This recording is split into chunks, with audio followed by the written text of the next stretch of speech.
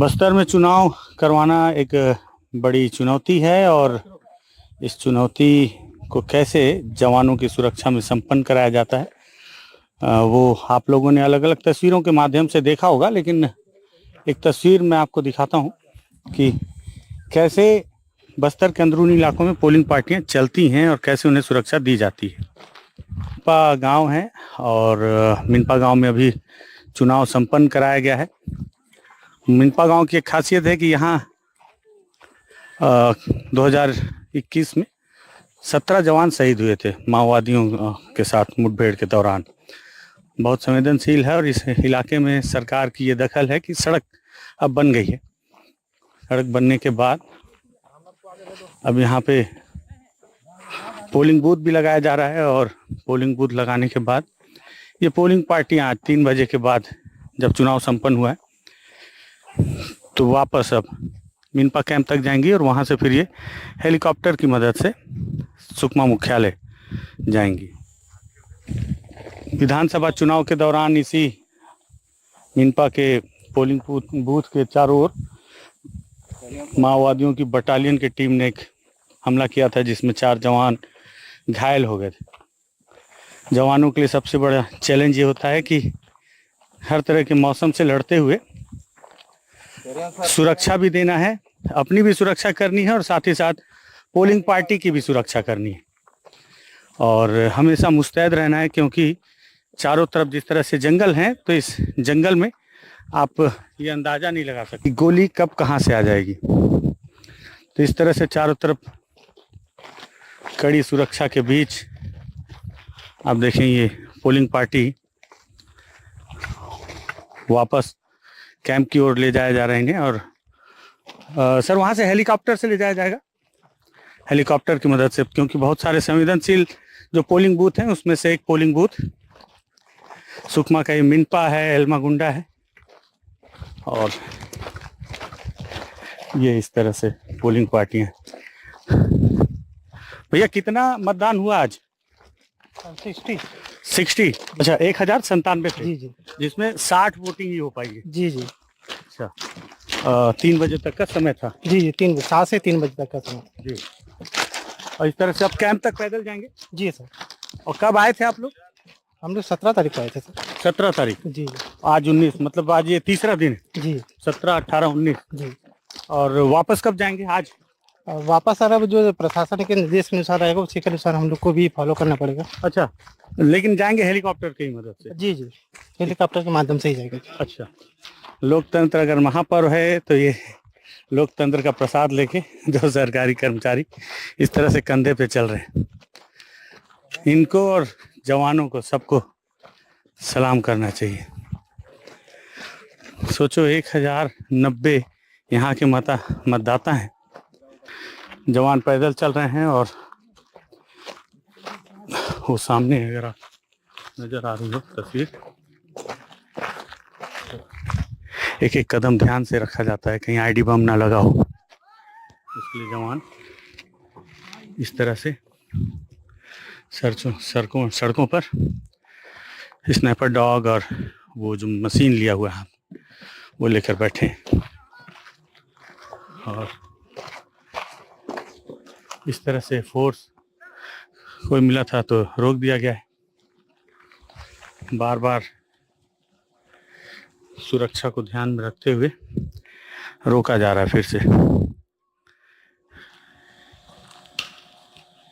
ये लोग खड़े हैं, लगता है कि कोई जानकारी मिली है, यही वजह है कि फोर्स ने पीछे से अपने साथियों को, जो कमांडर हैं सीआरपीएफ के, उन्होंने मैसेज दिया कि थोड़ी देर रोक दें। बीच में लाल रंग की मेरी गाड़ी है वो भी खड़ी है और ये कंधे पे पोलिंग ईवीएम की मशीन लेके 2 कर्मचारी हैं, चारों तरफ से सीआरपीएफ के जवान हैं। ये तस्वीर भी देखिए,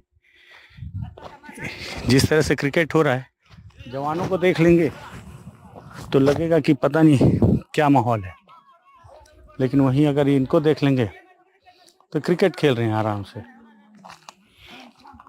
और इनको देख के आपको नहीं लगेगा कि हाँ माहौल कोई चिंता करने वाला है, लेकिन जवानों को पता है कि ऐसे ही खुशनुमा माहौल के बीच से कभी भी अचानक गोलियां आ जाती हैं, इसलिए बहुत सुरक्षित रहना आवश्यक है। ये बहुत तेज गर्मी में सभी पोलिंग पार्टियों को और मेरे पीछे आप देखें जवानों को भी सुरक्षा देते हुए पैदल चलना पड़ रहा है। तो इस तरह से चुनौतियां हैं बस्तर के अंदर।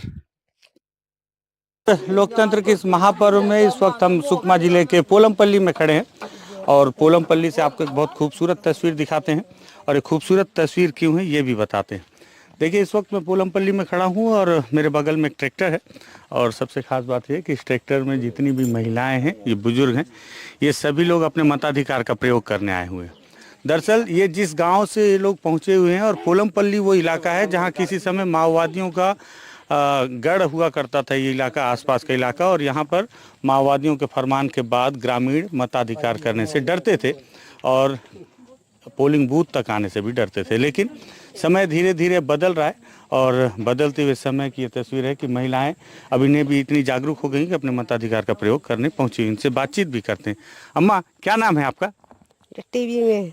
तो अभी कितने बजे निकले थे घर से? 7 बजे। 7 बजे। क्या क्या करने आए थे अम्मा? वोट देने। तो आप लोग आप दिए वोट? दे दिए सर। आपका घर भी इतना पारा है? इटागुड़ा सर। इटागुड़ा जी सर। तो पहले तो इधर वोट नहीं डालते रहे ज्यादा ना?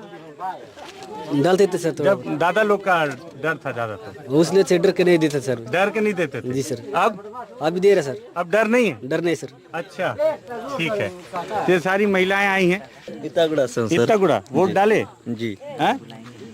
वोट डाले? जी डाले सर। तो ये बोल रहा था कि पहली बार डाले कि इसके पहले भी डाल चुके? पहले भी डाल चुके पहले 18 साल से। क्या उम्र है आपका? मेरा 26 चल रहा है सर। क्या नाम है आपका? पुड़ियम संतोष।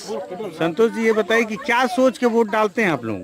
क्या चाहिए, मतलब वोट डालने से क्या बदलता है, कुछ है? जी सर, हमको ये सब मतलब वोट डालते हैं, फिर भी हमको जो भी सुविधा हमको मिलना चाहिए, इसलिए क्या क्या सुविधा मिलना चाहिए? जैसा सड़क या ना जो अस्पताल या ना गाँव में होना चाहिए, सब कुछ होना चाहिए बोल के ये सब हम लोग डालते सर। तो वोट डालने से वो सब चीज मिल रहा है? नहीं मिल रहा है सर। नहीं मिल रहा है जी। तो फिर वोट डालने आ ही रहे हो? लेकिन जी उम्मीद है कि बार बार वोट डालेंगे तो कुछ मिलेगा? जी ऐसा ही सर, हमको उम्मीद है कि हम बार बार वोटिंग दे रहे, फिर भी हमको कुछ नहीं हो रहा है सर। हाँ। क्या क्या करने आए थे? वोट डालने का। वोट डाले? हाँ। तो वोट डाले इस तो अब रोड अच्छा नहीं सर। रोड अच्छा नहीं है? अच्छा नहीं है। तो वोट डालने के बाद अब सरकार बनेगी तो बोलना है कि रोड बनवाना है, ठीक है? रोड बना सर। हाँ, आप भी इटागुड़ा के हो? तो ये बताओ कि क्या क्या समस्या है गांव में? जी समस्या तो है सर। क्या क्या समस्या है? हमारा स्कूल का सुविधा भी नहीं है ठीक से सर। बाउंड्री वॉल नहीं है, रोड एकदम सीसी रोड नहीं है सर बहुत, और नल जल हैंड पंप भी नहीं है सर। तो ये वोट डालते हैं तो नेता लोग आते हैं वोट मांगने के लिए? नेता लोग नहीं जाते हैं सर गांव में। नहीं जाते हैं? नहीं जाते हैं सर। सरपंच जाता है सर। सरपंच जाता है जी।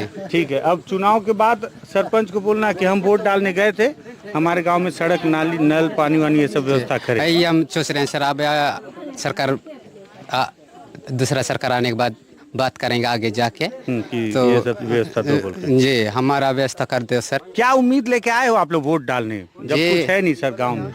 नहीं हम यही कहना चाह रहे हैं सर, हमारा अच्छा कोई भी सरकार बनने से हमारा यार नेता के पास जाके देखेंगे, चल हमारा गांव का आप देखिए कैसा स्थिति है बोल के में इस बार वोट देख के देखेंगे बोल के ऐसा सोच किए हैं सर। बहुत बहुत अच्छा बात बोले आपकी। एक बार वोट दे के देखते हैं जी जीत जाएंगे तो नेता को गांव लेके जाएंगे और देखो हमारा गांव। जी ऐसे हम सोच रहे हैं सर। बहुत बहुत बढ़िया। तो देखिए बहुत ही ज़्यादा महत्वपूर्ण और उम्मीद भरी एक तस्वीर है। उम्मीद इसलिए क्योंकि ये सारी जो महिलाएं हैं, ये जो लोग हैं, ये लोग इटागुड़ा से आए हुए हैं। यहाँ से लगभग 5 किलोमीटर अंदर जंगल के वो गांव है।